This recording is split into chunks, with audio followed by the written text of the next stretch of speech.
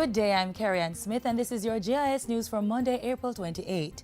Government will be covering the cost for the first phase of the National Animal Identification and Traceability System to ensure that all cattle are tagged within a year. Agriculture and Fisheries Minister Roger Clark says the funds will be sourced from the Inter-American Development Bank. This is our contribution, and we're going to be paying for the tagging of every animal now.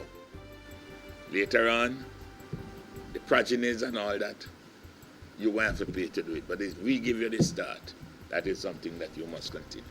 The initiative is part of measures to tackle predial larceny and will begin rolling out in July of this year.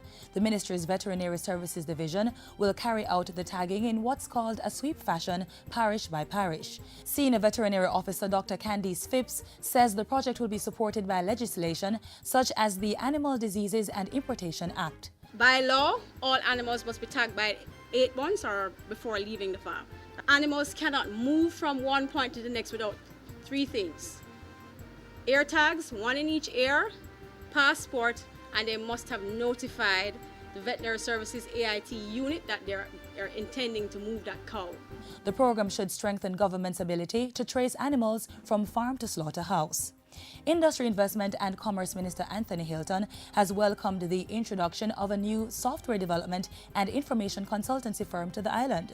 The US-based company Medillion Incorporation specializes in digital healthcare innovation, and Minister Hilton says their expansion to Jamaica is due to the island's growing global appeal as a site for information and communications technology. He says his ministry is acting on measures to further capitalize on that.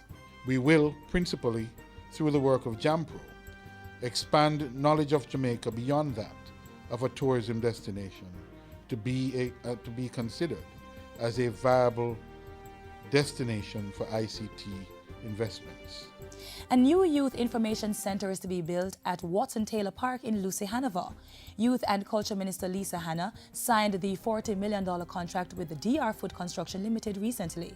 Funding is coming from a loan provided by the Inter-American Development Bank, and it should be completed in the next 7 months. We want to say that it is going to be a space that we know will redound to the best interest of not only Hanover, but certainly even surrounding areas. This will be the 11th such facility across the island, providing a place where young people can access information and receive training in a number of key areas. Health Minister Dr. Fenton Ferguson is calling on Jamaicans to ensure they are fully vaccinated ahead of the Football World Cup in Brazil this summer. The minister says adults and children need to be protected given the increased travel expected leading up to and during the soccer tournament. Dr. Ferguson was speaking against the background of Vaccination Week in the Americas, which is being observed from April 26 to May 2 under the theme Vaccination Your Best Shot. Jamaica joins more than 180 countries in observing the week. Jamaica and the other countries of the Caribbean and Latin American region are leaders in the fight against vaccine-preventable diseases, having eliminated many of them from their shores. And finally, Information Minister Senator Sandra Faulkner has underscored the importance of the Jamaica Information Service JIS and the Public Broadcasting Corporation of Jamaica PBCJ to the communication function of the government. For those persons who believe that you can cut one or cut the other, I don't think they fully understand the roles that the different agencies play. The PBCJ, which is our public broadcaster, serves a very different role from what the JIS plays. The JIS is a government information arm, and the PBCJ deals with such things as culture and things of public interest. The Information Minister was speaking on Thursday during a tour of PBCJ's facilities, where she commended the team for the excellent work they have been doing while lauding the use of state-of-the-art digital equipment. She revealed the plans to ensure that persons can access the PBCJ station without cable connectivity. In the meantime, Minister Faulkner has praised both the JIS and PBCJ for carrying out their mandates effectively within a tight fiscal space.